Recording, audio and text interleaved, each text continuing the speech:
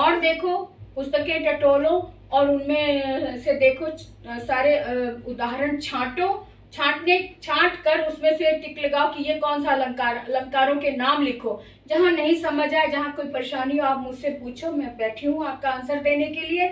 लेकिन अगर आप पहली बार देख रहे हैं तो सब्सक्राइब जरूर कर दो, जरूर जरूर जरूर सब्सक्राइब कर दिया करो, लाइक भी कर दो और कमेंट भी, प्यारा सा कमेंट कर दो ताकि आपकी मैम खुश हो जाए और अच्छे अच्छे वीडियोस लेकर आए। और आपके अनुसार मैंने कहा था कि आप अपनी पसंद भी बताएं और आपकी पसंद के अनुसार आज सुबह मैंने वर्षा ऋतु पे बनाया था। एक बच्चे ने पूछा था कि वर्षा ऋतु की संधि कैसे होगी, तो उसके ऊपर सुबह मैंने बनाया था और आपने देख लिया होगा।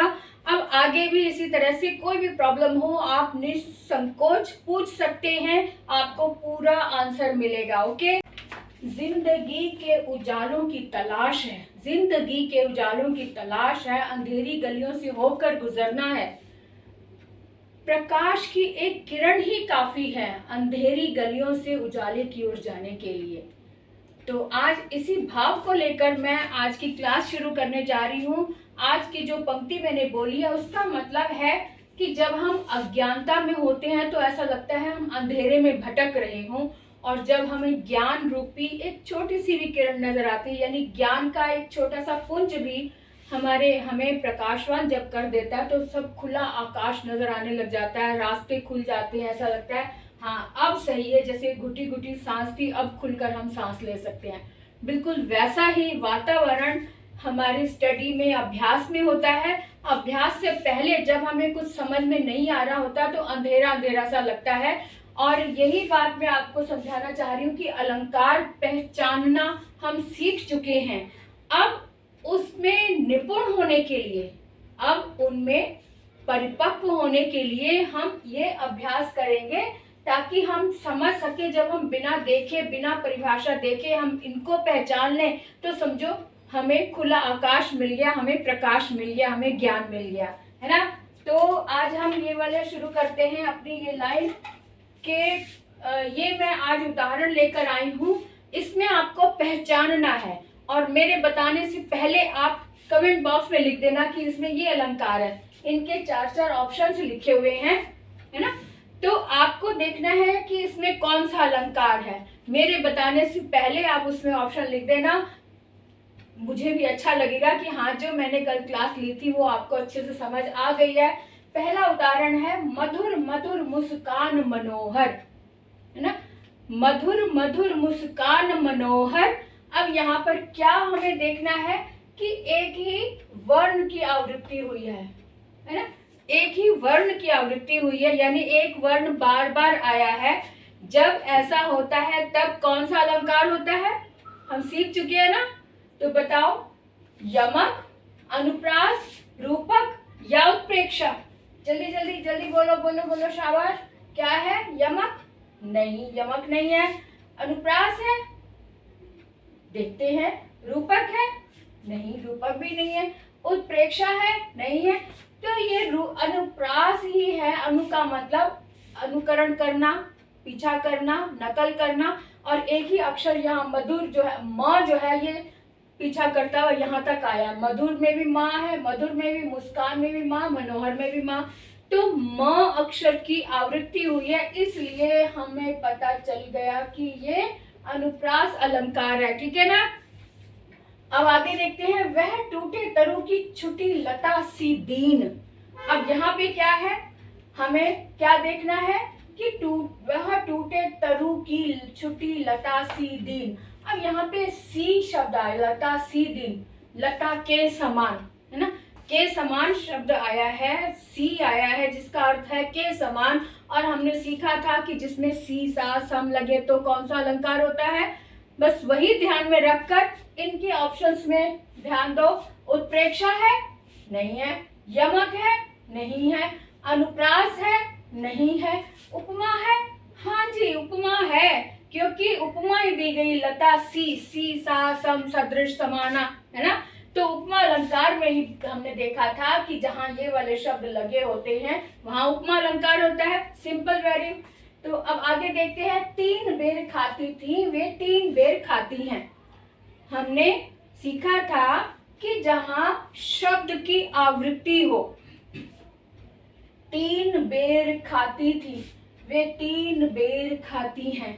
अब यहाँ 3 बेर खाती और 3 बेर खाती दोनों में ही रिपीट हुआ है, लेकिन यहाँ पे क्या हमने परिभाषा क्या देखी थी, सुनी थी कि जहां पर शब्द रिपीट होता है लेकिन उसके अर्थ अलग अलग होते हैं, है ना। तो हम यहाँ देख लेते हैं कि अर्थ क्या क्या अलग है। 3 बेर खाती थी, वे 3 बेर खाती हैं। अब यहाँ पर 3 बेर, 3 तो वही चीज सेम है अर्थ, लेकिन बेर शब्द का अर्थ अलग आया है। बेर का, एक बेर का मतलब है फल और दूसरे बेर का मतलब है बार, 3 बार, है ना, कि सुबह शाम दोपहर, ये 3 बार, 3 फल खाती थी, वो 3 बार खाती थी। तो यहाँ पर बेर शब्द में 2 रिपीट शब्द हुआ लेकिन अलग अलग अर्थ आए हैं, इसलिए हम देखेंगे कि इनमें से कौन सा अलंकार है, श्लेष है, नहीं तो यमक है। यमक लग रहा है भाई, लग रहा है ना आपको भी। तो यमक में हमने देखा था कि शब्द की आवृत्ति होती है लेकिन अर्थ अलग होते हैं। ओके, तो यहाँ पर यमक अलंकार हमारा सही आंसर है, तो इसलिए हमने यहाँ पे टिक कर दिया। आगे देखते हैं, पायो जी मैंने राम रतन धन पायो, है ना।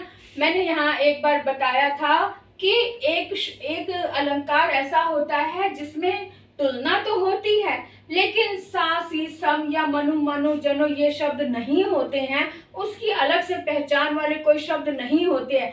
बस ये देखना होता है कि दोनों तुलनात्मक शब्द एक साथ आए हैं, जिसकी तुलना की गई है जिससे की गई है वो दोनों शब्द एक साथ आते हैं। और यहाँ पर वो चीज ये यहाँ पे प्रकट हो रही है कि राम रतन यानी राम रूपी रतन, कीमती चीज उन्होंने पाली है। तो यहाँ पर राम रतन शब्द के कारण हम देखते हैं कि ये रूपक अलंकार है। कौन सा अलंकार है, रूपक अलंकार सही आंसर है। ये भी नहीं, ये भी नहीं, ये भी नहीं, क्योंकि रूपक में हमने देखा था कि तुलना तो होती है लेकिन दोनों शब्द एक साथ आते हैं।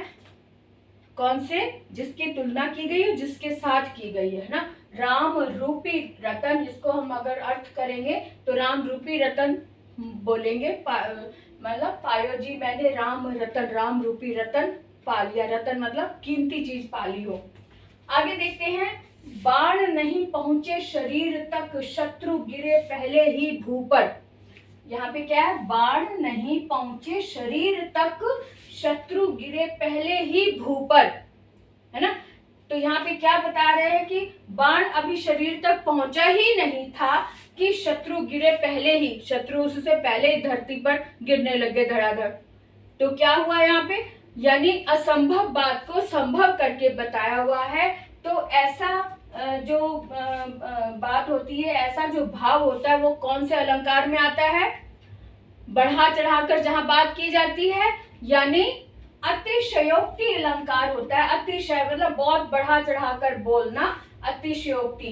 तो बाण नहीं पहुंचे शरीर तक, शत्रु गिरे पहले ही भू पर।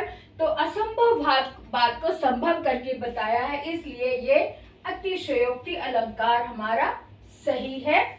आगे देखते हैं, चेहरा है मानो झील में हंसता हुआ कमल। चेहरा है मानो झील में हंसता हुआ कमल, रूपक अलंकार। यहाँ पे क्या आया है, चेहरा है मानो, ये मानो शब्द आ गया। सॉरी, चेहरा है मानो यानी कि ऐसा लग रहा है चेहरा जो झील में हंसता हुआ कमल जैसे मुस्कुरा रहा हो। तो मानो शब्द के कारण यहाँ पर कौन सा अलंकार आया,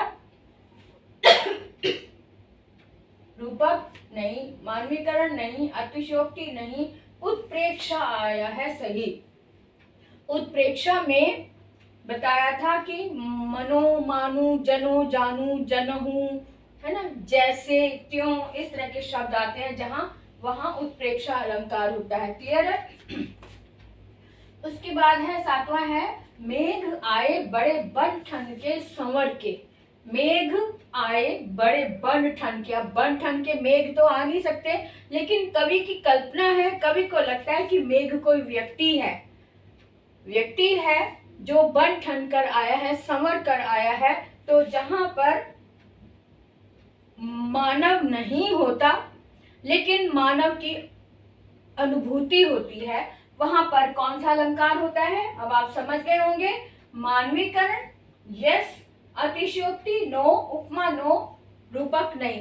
तो मानवीकरण अलंकार है क्योंकि यहाँ पे मानव की उपस्थिति का भान हो रहा है, आभास हो रहा है। तो यहाँ पर ये मानवीकरण अलंकार बिल्कुल सही शब्द है। और अगर आपने ये अच्छे से समझ लिया है, कोई ऐसा कारण है कि आपको कहीं पे भी अटक रहे हो, कहीं पे छोटी सी भी प्रॉब्लम आ रही हो, तो आप जरूर लिखिए, मुझे जरूर पूछें और मैं आपको बिल्कुल उसी समय आंसर दूंगी। और ये इससे कुछ नहीं बनेगा, अभी आपने कम से कम 20-25 उदाहरण और देखने हैं, ठीक है।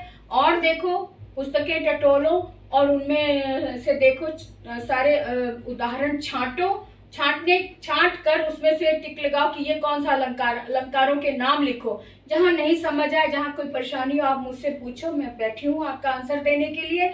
लेकिन अगर आप पहली बार देख रहे हैं तो सब्सक्राइब जरूर कर दो, जरूर जरूर जरूर सब्सक्राइब कर दिया करो, लाइक भी कर दो और कमेंट भी, प्यारा सा कमेंट कर दो, ताकि आपकी मैम खुश हो जाए और अच्छे वीडियोस लेकर आए। और आपके अनुसार मैंने कहा था कि आप अपनी पसंद भी बताएं, और आपकी पसंद के अनुसार आज सुबह मैंने वर्षा ऋतु पे बनाया था। एक बच्चे ने पूछा था कि वर्षा ऋतु की संधि कैसे होगी, तो उसके ऊपर सुबह मैंने बनाया था और आपने देख लिया होगा।